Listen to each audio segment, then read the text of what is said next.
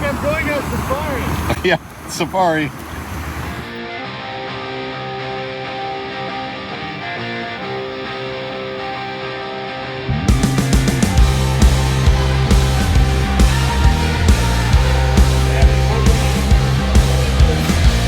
Get it out there now. You got it.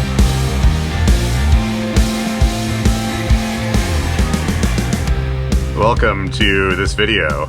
I made it back from California and Power Soccer. This is going to be what I call a low effort video. In other words, I'm going to mash all the clips onto the computer. I'm going to put them in order. I'll adjust the audio, and that's it.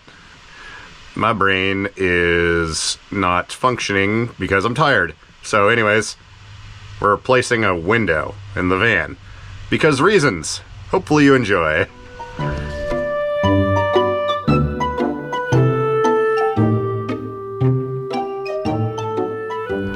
Okay, it's been about a week, actually, I think. Anyways, back in Portland metro area now. Well, actually not really, but we'll just say that. Yeah, Power Soccer was a lot of fun. It was a lot of driving. Wound up taking, well, most everyone took 1 day to get there. Like, I don't know, 10 or 12 hours of driving, including stops. But my friend Enoch rode with me, and we decided to take 2 days to get there and 2 days to get back. And, well, we've washed the van twice during the process, but I think you can see here there's a few bugs and other things. There's a pretty gnarly buildup of butterflies and moths and stuff under the windshield wipers. But, yeah. Oh, and there's the one clip I posted on Twitter that was pretty funny. Here, I'll play that real quick. So Enoch got out to clean the window right now because it's easier for me than getting my chair from all the way back there. But the people in that car right there have been giving me the stink eye this whole time because apparently I'm making the guy in the wheelchair clean the window. But the van ran great. We got, was it 480 miles the first day, and still had just over a quarter tank of fuel left on this thing. So this old 7.3 Power Stroke does pretty good on the highway for mileage. I mean, for a, you know, almost 6,000 pound thing with both of us in there. Actually, I forget the weight. I think it's more than that. Anyways, it does like 21, 22 miles to the gallon, so no complaints there. We did have one problem, however, on the way back. This van was originally a cargo van when it came from the factory, and it has some aftermarket windows that were put in it. Well, one of those windows decided to jettison itself on the freeway somewhere in Sacramento. This thing has these CR Lawrence branded aftermarket windows. It's weird, these particular ones were designed to go into a certain kind of Dodge van that was converted into like a van motorhome. For some reason they're in this Ford, but they have the big pane of glass up here, another one here, and then this little wing window that like folds out here. Turns out there's an issue with that. They use a small strip of rubber along the top as a hinge, and it's simply adhered to the glass. Even though there's a latch on the bottom, over time that rubber breaks down or the glue comes off, and these things just fall out. I've looked all over the van life and like van RV forums and stuff, and everyone says avoid these windows like the plague. So we've got this hole right here. What we're gonna do is, well, the project for today, I'm gonna go to like Tap Plastics or something like that, and seeing as how they don't sell these replacement windows, because I checked, and this whole thing is like $700 some odd dollars, I don't want to screw with it anymore. I don't really care if these open. There's two more of these. There's the one on the other side and there's one right there. But I'm gonna get a piece of plastic cut, and I'm gonna use some urethane windshield gasket maker adhesive stuff to glue these in here. I might take off this little rubber weather stripping. I'll see how it goes. The only annoying thing is we have this little radius right here. So this may be the only problem with potentially getting these made today. I don't know if the plastic shop can cut that stuff while you wait or what. And then the other one up there is starting to stick out a little bit as well. So the plan is plug this hole, and then the other ones, I don't care if those open. So I'm gonna use that same sealant, open them from the inside, and basically seal those things up so they're not gonna fall out. We do still have like the factory window here that opens. Can't remember if there's one in the back or not, but I don't usually camp in this thing, so I don't need to have these windows roll down. So anyways, that's what we're gonna attempt to do. I'm ridiculously tired for some reason, and I'm glad we took 2 days of driving. Have I said this already? My elbows and all the muscles in my arms and stuff are not happy, so made it there and back. It wasn't too bad. Oh, and the van has an app now and GPS tracking, and I can remote start it if I'm like in some other country and it's here. And also comes with a cool little two-way remote that makes beepy noises that confirms the signal was received. When we headed out for the trip on Thursday, well, actually after the live stream Wednesday, I can't remember, was I halfway through the install? Anyways, it took me about 6 hours to install that. I had to rebuild a bunch of the wiring harnesses and stuff because this thing was a theft recovery. Anyways, that's enough talking for now. I'm gonna load up. We're gonna head to, I think it's Tap Plastics, and see if we can get these cut. It's noon right now, so we need to get this done one day. So if that means I have to wait a couple days for them to cut the plastic, I'm just gonna get a rectangular one and glue it in there because it's supposed to rain tonight. Anyways, we need to get going, burning daylight, so I'm gonna load the van. I'm sure plastic shops are annoyed when people come in with like cardboard templates, but I made this mostly because I'm not sure an easy way to measure this radius and get it to them. This is the correct size, but I'm gonna write the actual measurements for the plastic I need on here. And yeah, anyways, I don't normally wear curved hats like this. How does this work? I'm probably gonna switch back to my, oh here. The other one is elastic, and we use these while we're playing power soccer because they don't fall off, or maybe they do, I don't know. Anyways, I'll be back. Oh, and we have a little cup holder thing. I'm not especially proud of this. It's a mishmash of PVC pipe components. I was gonna get some ABS sewer pipe and do some stuff, but then they went to like $18 per fitting. So it just came up with this little thing. And it holds a drink. Imagine that. Oh, and I swapped in the old stereo from the old van as well. Because, you know, you need music.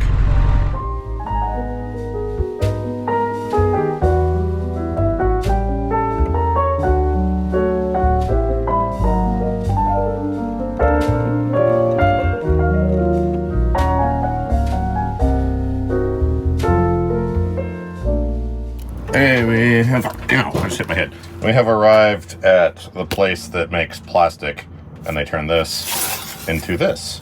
And got a nice little radius cut here on the side. It's a nice dark smoke color.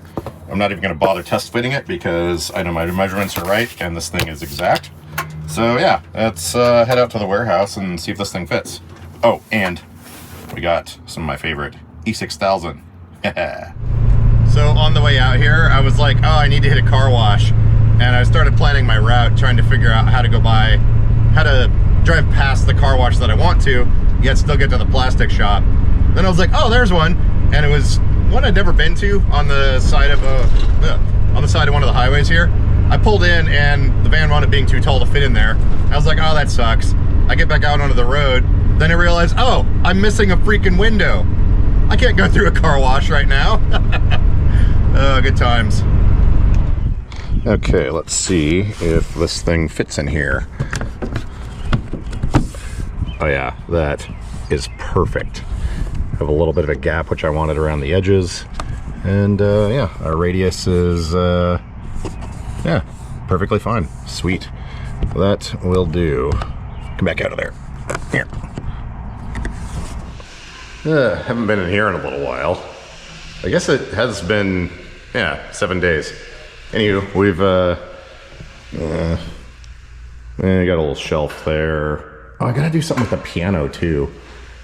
Anyways, we just have a bunch of crap everywhere. I think I was gonna say my plan for today is to move everything over to one wall, but I'm pretty sure that I'm not gonna be able to do that. I keep forgetting that resting is a thing, and if I don't do that, it makes things significantly worse. I'm actually going to grab my elbow braces and put these on, but I'm going to fire up the computer here and see if there's any tips or tricks for using E6000 to bond plastic to aluminum.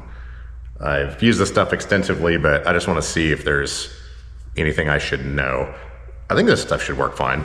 Anyhow, I'm going to finish unloading the van now. BT dubs, if you like cold brew and you're not in a position to make your own, this Kirkland Signature stuff, I don't know if the camera can see that or not, but this is outstanding. They have it at Costco. I bought a flat of it down in California, and it's good enough that I can drink it without adding any cream or anything. Yeah, not sponsored, but coffee.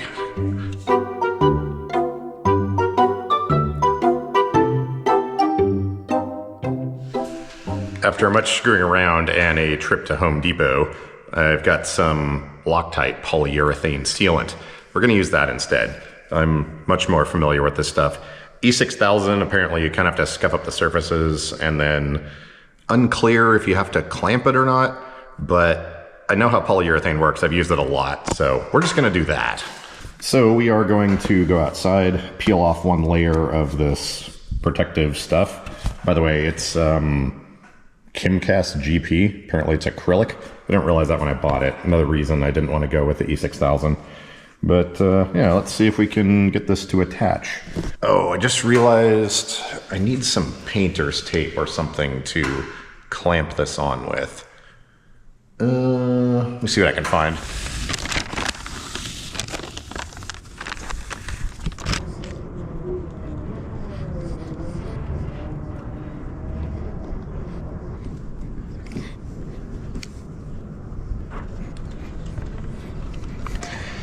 Okay, we've got some amount of this filth on here now. It supposedly dries clear, so let's see if we can get this piece of acrylic in here. Oop, let's not drop it.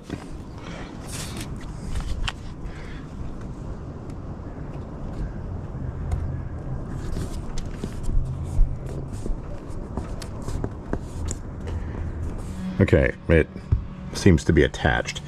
I'm going to use some tape and just kind of hold this in place. I don't really have a way to clamp this easily. I know the adhesion between all these materials is really good. I left the rubber weather stripping in there and glued that, and then also the aluminum. So this should be pretty good. We do have a little bit coming out here on the edge, which is fine. And I can always go back around with some silicone or something and seal this back up. But it will look a lot better when we peel this cover off. But yeah, let me get this taped up.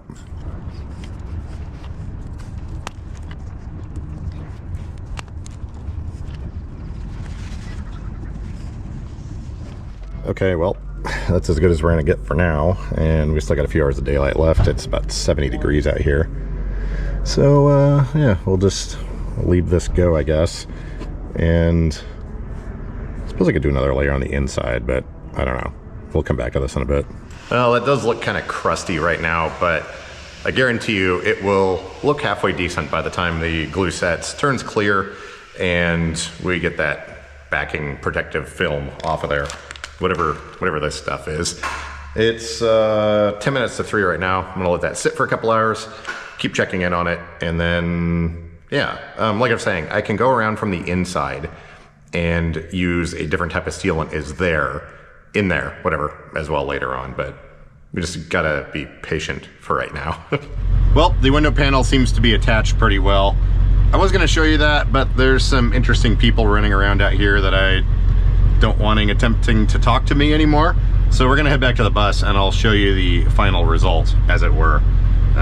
Yeah. I'm not quite sure why I thought 4:30 was a good time to head back from the warehouse. Yeah, a little bit of traffic and stuff. So I guess we're sitting here for a while.